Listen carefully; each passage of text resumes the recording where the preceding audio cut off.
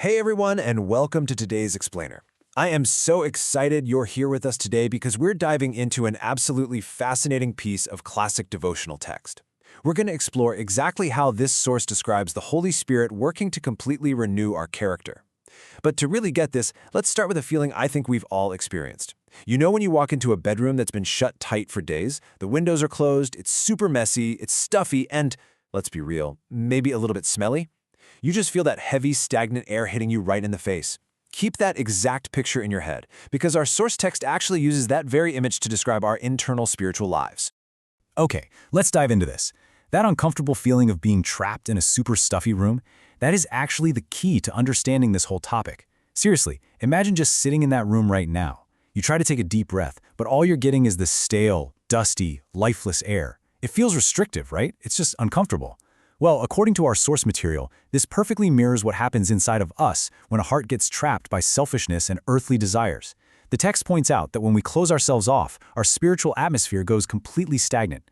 We literally get stuck breathing in the dust of our own selfish impulses. But don't worry, the devotional actually provides a really magnificent solution to this problem. And the core metaphor here is just brilliantly simple. The author writes this, "The Lord purifies the heart very much as we air our room." I mean, think about it. You wouldn't just walk into a terribly stuffy room and start rearranging the furniture without opening a window first, would you? True spiritual purification requires bringing in something totally fresh from the outside. The argument here is that it's just not enough to step over the clutter and superficially tidy up a couple of bad habits. No, the entire atmosphere has to be completely and totally changed. Now, the text explicitly warns against what we might call a fake fix. Trying to purify the heart by keeping the doors closed and just tossing in some kind of purifying substance. Think about how absurd that is in real life. It's like spraying a can of cheap air freshener into a sealed, dirty room. It doesn't actually fix the problem, does it? It just masks it for a minute. Instead, the real solution the author presents is swinging those doors wide open and letting heaven's purifying atmosphere actively flow right in. The text argues we have got to let that fresh air circulate through our absolute innermost being.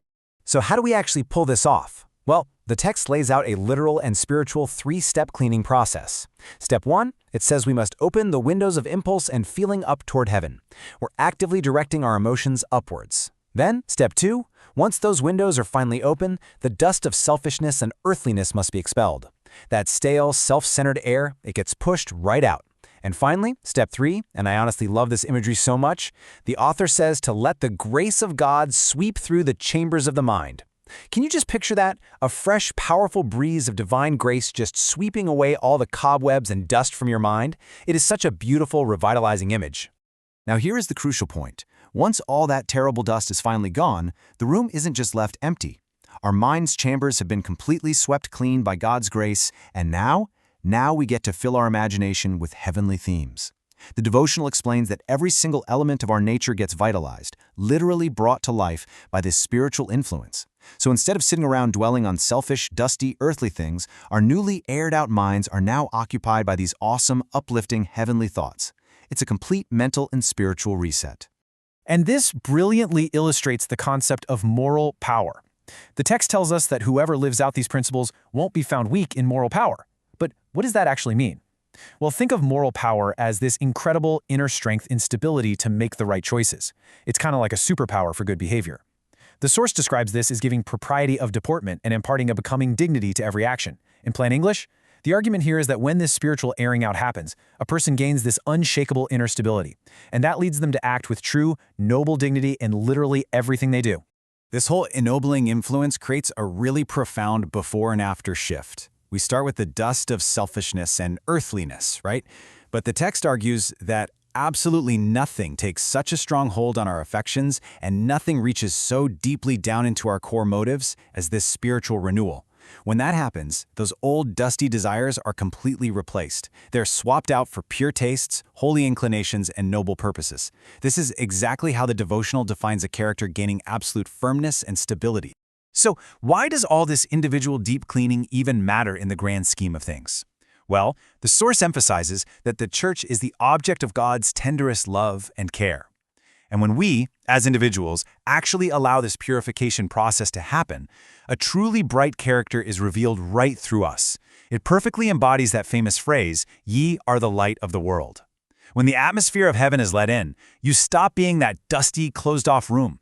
Instead, you become this radiant light, shining that newly cleaned character out into the entire world. Of course, the text totally acknowledges that none of this happens overnight.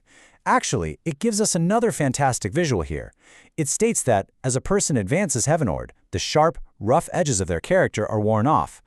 I want you to think of your bad habits, maybe a quick temper, or selfishness. Think of those as sharp, jagged edges. The devotional suggests that consistently walking and talking with God works exactly like spiritual sandpaper. The further you advance, the more those rough, abrasive parts of your personality just get smoothed out, allowing true godliness to really shine through. Let's move to how this builds into real, tangible results in our daily lives. As this grace goes to work on the mind and heart, the text outlines what we might call upgraded character traits. Because of this daily walk, a person begins to actually practice the gentleness of Christ. Instead of that old dust of selfishness, we start to see the cultivation of forbearance, meekness, incredible self-restraint, and gentleness. And all of these are united with holy earnestness and diligence. The fresh air of the Holy Spirit literally cultivates this amazing gentleness and self-restraint in how we treat ourselves and how we treat everyone around us.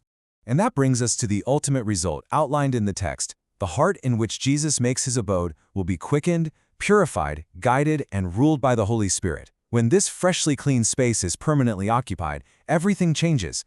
The text tells us that we will naturally want to make strenuous efforts to bring our character into total harmony with God's will. We'll actively avoid anything that goes against it. Why? Because when the room of the heart is guided and ruled in this way, your natural desire is just to keep that air perfectly clean. Which leaves us with a final, vital question to consider today. We've explored how the text describes grace sweeping through the mind, completely clearing out the dust of selfishness. We've seen how walking with God acts like sandpaper to smooth our rough edges into genuine gentleness and self-restraint. The fresh air of heaven is swirling right outside, absolutely ready to change your atmosphere forever. So the only question left for you, based on this explainer, is, are you ready to throw wide the doors and open the windows? Thank you so much for joining me today, and I really hope this leaves you eager to invite that fresh air into your own life.